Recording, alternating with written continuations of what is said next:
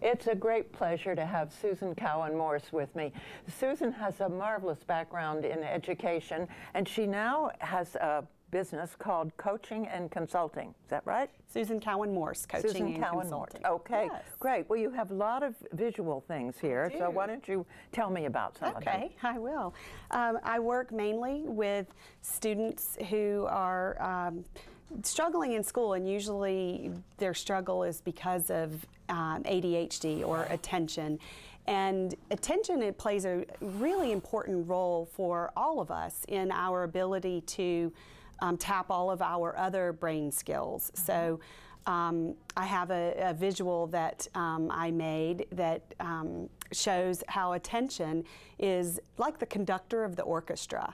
And then all of the other major categories of thinking are parts in the orchestra. So higher order thinking, which is the ability to think a little bit more abstractly, or memory, or sequential ordering, so that's being able to do things step by step. Right.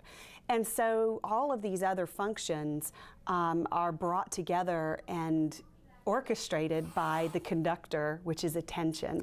Well, now, it sounds interesting, and I'm following that, but I'm wondering how young are some of your students? Are they able to follow those concepts? Right. Well, with young students, I work with the parents more specifically. But I do work with some students that are first and second grade. Younger than first and second grade, they're still developmentally in a place where, of course, they don't have long attention spans. So mainly first and second grade, and at that age I will work with the child, and then I work more closely with the parent and the teachers to better understand. So that it's a real team working with the child. Are you referred by teachers, or do parents who may be watching us today get in touch with you? I'm referred by teachers as well as other parents who I've worked with who have enjoyed the success that we've seen. And I advertise myself in the local media, and with my phone number and email address, and parents are welcome to call me at any time, or teachers to call me as well. Well, it must be very rewarding to watch children begin to get some of these concepts. It is. And because it affects everything for an ADHD child, making friends in the classroom and outside of the classroom.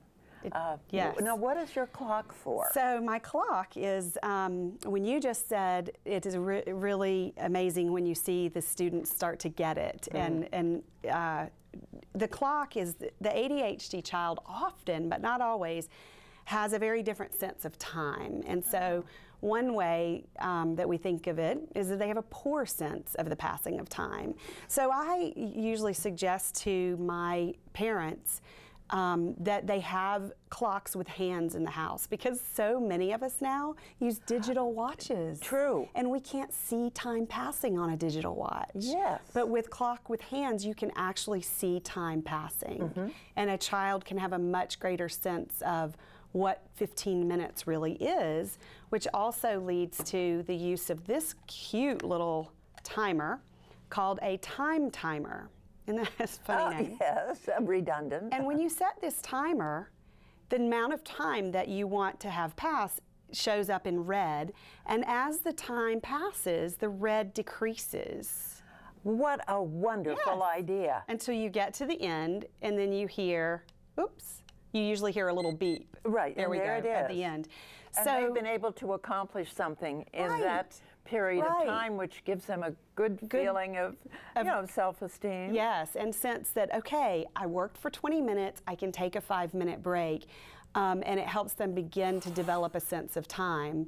As well as to say, okay, you know, I only have to work for 20 minutes, and to know that it will come to an end. And a huge help for the parent or the teacher that's working with the child to have that that gadget Yes. to set it, and then they really they can set it and forget it. Exactly. Instead of checking. Checking. You know, and all also the ADHD learner is sometimes a visual learner. Not, you know, we have visual learners, auditory learners, verbal learners, and hands-on learners.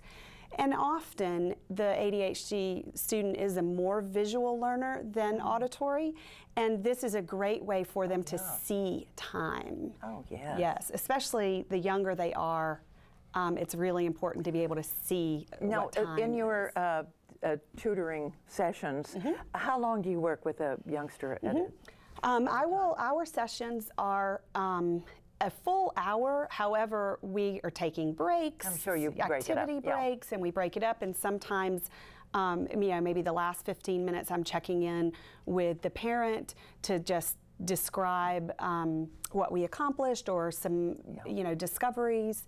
But my time with a client is usually an hour. An hour. Well, why don't you give us your phone number and just how to reach you? Okay, great.